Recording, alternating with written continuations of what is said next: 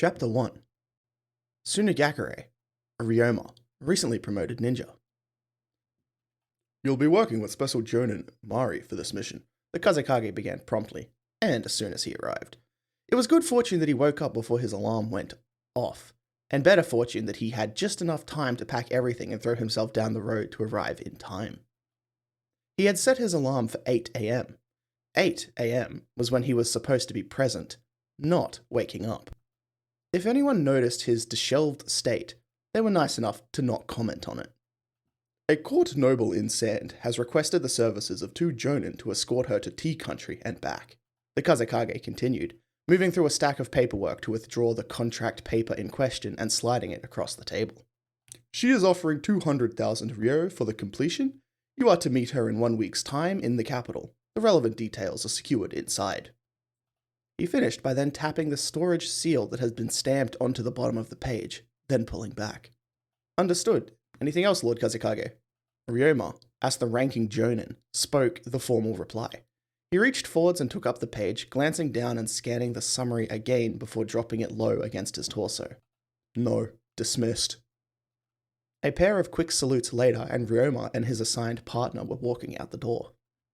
Special Jonin, despite the name, was a half rank below normal jonin. It indicated jonin level capabilities in a limited field, but not enough capabilities in other fields to be offered a full jonin ranking.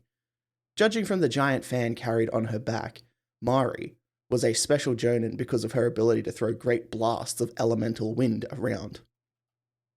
Considering the request, what he knew of himself, and what he knew of his assigned partner, Ryoma was pretty sure he had been promoted just so the village would have 2 jonin to go do this job. The village got a 15% cut from all jonin upon mission completion. That would mean an extra 30,000 ryo for this. Not a large sum when dealing with city-scale economies, but any extra helped. Probably.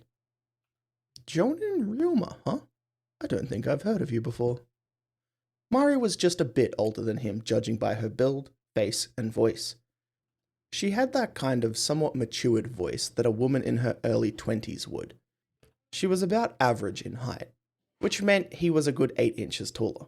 People were short here. I could say the same. Ryoma replied fairly casually, eyes scanning the contract page a few more times before looking up to meet her gaze.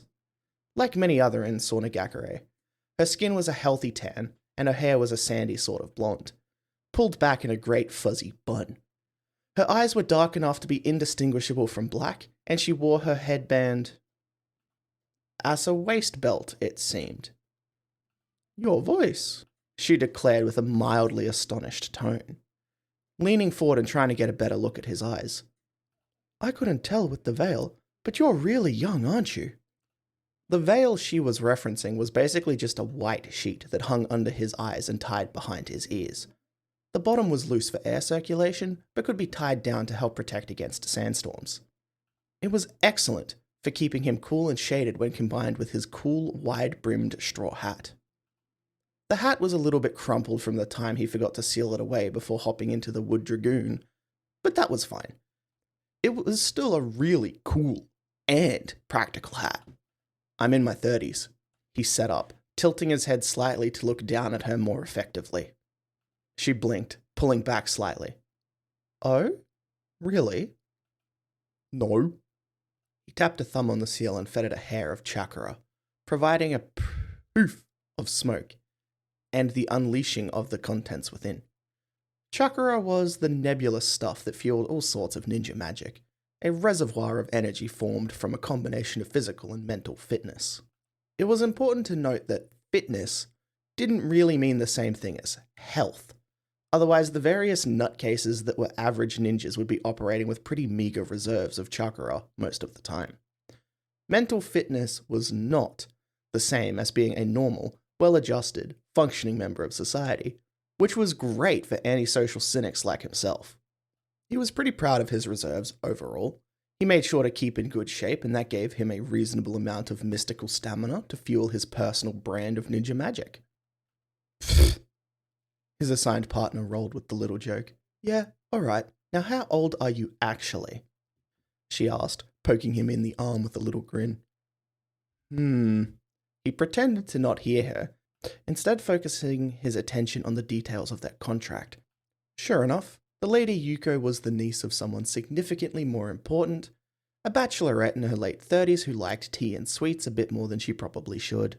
There was a slightly unflattering heft to this woman from the quickly sketched picture in the scroll. Is that the Oh. Mari was a bit quicker to verbalize her judgment, looking from the side down at the scroll in his hands. He angled the scroll to let her see it slightly better, and she pulled a bit of a face from the woman's appearance. Beauty standards in the various ninja villages were fairly high. When almost everyone was athletic, toned, and often specifically trained for seduction if the need arose, normal people usually fell by the wayside for not being quite so well shaped. I hope she has a carriage, Mari muttered, brows furrowed and lips pulled down in a concerned scowl. And a few people to pull it. Capital is 5 days away. We have a week to get there, giving us 2 days of leeway. He quickly figured, handing the scroll over to her for her own reading as he talked. Do you have any other preparations to make before we head out? Nope. I've got everything I need in my scrolls, Mari replied with a little nod, eyes scanning over the letters. Well, I have one. I haven't picked up my daily rations yet. Mari looked up from the scroll, looking at him with furrowed brows. You eat those things? She asked with a slightly concerned tone. You know you don't have to, right? It's free food, he explained simply. Why would I not eat them? Because it's gross? You're a jonin. You should be making enough to eat normal food, right? I like eating rations. They taste fine. It's rice, meat, vegetables, and assorted bits and other stuff. That's everything you need to make a decent meal. He counted on his fingers as he spoke. It's weird and canned. It's got a weird ration flavor. Do you eat anything else? Anything except rations? She waved her hands about in a comical fashion. Sweet potatoes. Ah. Her face smoothed out slightly, a little huffy smile on her face. Well, at least you're eating something that's normal to enjoy. I'm not really a fan of sweet potatoes. Sweets in general I shy away from, he admitted, a tiny smile on his face but voice carefully flat. I eat them for the health benefits. What? If they came in a more convenient shape, like a hardened block in a wrapper or something, I'd like them more. He raised his hands before him, using index fingers and thumb to form a rectangle. Stop talking. Judging from the fan, a wind specialist, right? He asked as they made their way beyond the front gates of the hidden village, setting into the desert during the early morning chill. Futon, wind release, was one of the 5 primary elemental natures. It was the most common elemental affinity for ninjas of Saunagakure, and thus the one he was most practiced in and knew the most ninja magic techniques for.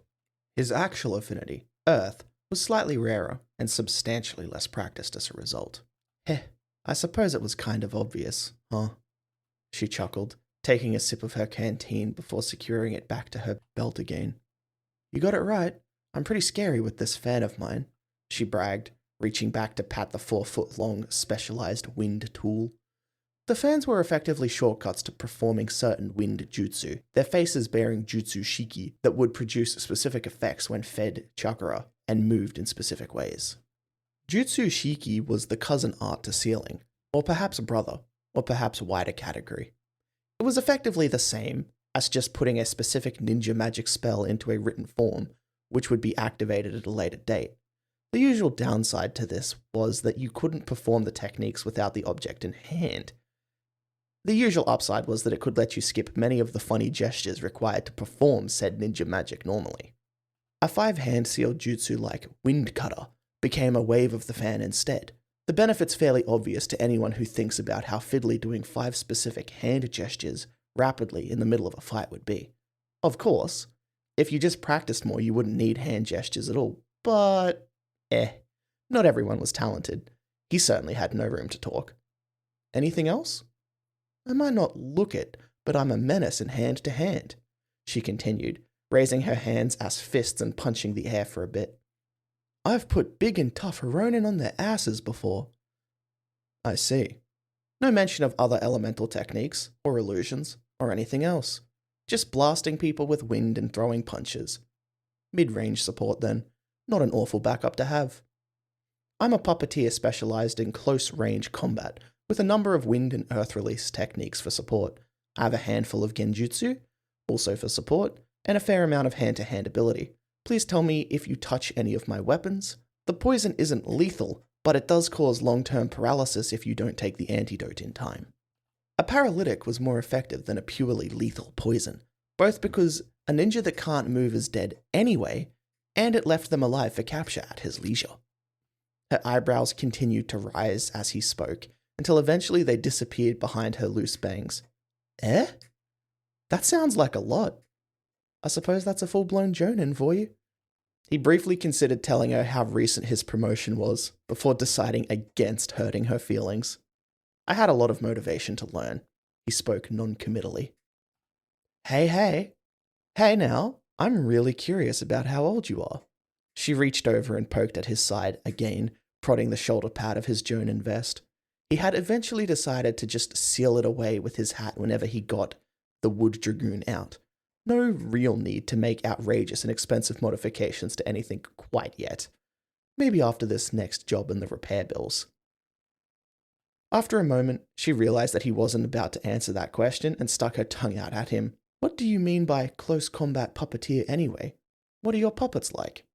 He considered showing her the wood dragoon right now, but it was honestly way too early in the day to be bringing it out. Instead, he reached into his vest, pulled out a scroll, and unfurled it. A brief puff of smoke later, and he was holding the spider-like form of one of his bolters. Model number 1002 by the looks of it. 6-legged and a bit spindly. This was partially made of teak and incorporated a senbon launcher as its primary weapon. They were on sale that day, from what he remembered. He was careful to show the explosive tag at the bottom of the main body before handing it over to let her inspect. I call it a bolter. I have 15 with me. They shoot and then explode, he explained, carefully watching to make sure she didn't trigger something by accident. It's kinda cute, she commented, raising its limp form up before her and turning it around for inspection. I get it now. You use these buggers to support you while fighting up close, kind of an inverse from normal puppetry. She grinned at him. That's kinda respectable, you know? Normally you puppeteers are a bunch of wimps. Her statement was basically correct. Overall, she just didn't know about Wood Dragoon yet. Absolutely. I'm a delicate little boy, you know. He agreed with an easy nod, reaching over to take 1002 back and put him back in the magic containment scroll. Mari muffled her laughter with her fingers. I think if you yelled at me, I might die on the spot, he nodded casually, eyes closed. My poor little heart would give out, and I'd drop right there. She was struggling to contain her laughter, her cheeks flushed and her entire body wiggling with the effort of suppressing her humid reaction. I think if you said the word fuck, I'd explode, he finished with a solemn nod. It was too much, and she lost the battle at last. He had a little smile on his face, watching her stumble after him, unbalanced and giggling. He gave it 50-50 odds she died on this mission. Most of his ninja magic spells, jutsu, were pretty specialized for desert living. They were commonly taught to anyone in the Sauna Ninja Academy who bothered to ask, by teachers who usually wanted to be anywhere else at the time, most often in the form of handing over a scroll to study and then giving them pointers every few hours. Like many other teachers, they usually didn't care all that much, but wouldn't go out of their way to sabotage you. It was pretty sink or swim, all things considered. Currently, the sun was getting high enough in the sky for him to call upon the mighty power of one of his hard-earned jutsu. He raised his hands and calmly gestured. There was a great number of meanings and nuances to the various hand seals, much of which he never really got around to figuring out beyond the vaguest understanding. It was simpler just to remember the specific combinations in order for the specific techniques he wanted to utilize. Mari looked at him curiously as he started, before her face grew amused as she recognized the hand seals he was performing. Wind release, convection air. Like all magic spells, ninja magic was dramatically easier to do if you were willing to call out the names associated with the spell. Again, he didn't know precisely why, but it worked consistently enough that he wasn't going to question it. His chakra reached out into the air around him and prodded it into a gently swirling bubble shield around him, a convection current that served to bring hot air away from him and bring a cool, refreshing breeze towards him. The way it was shaped likewise served to help protect against light debris and airborne toxins, such as sand and bad smells.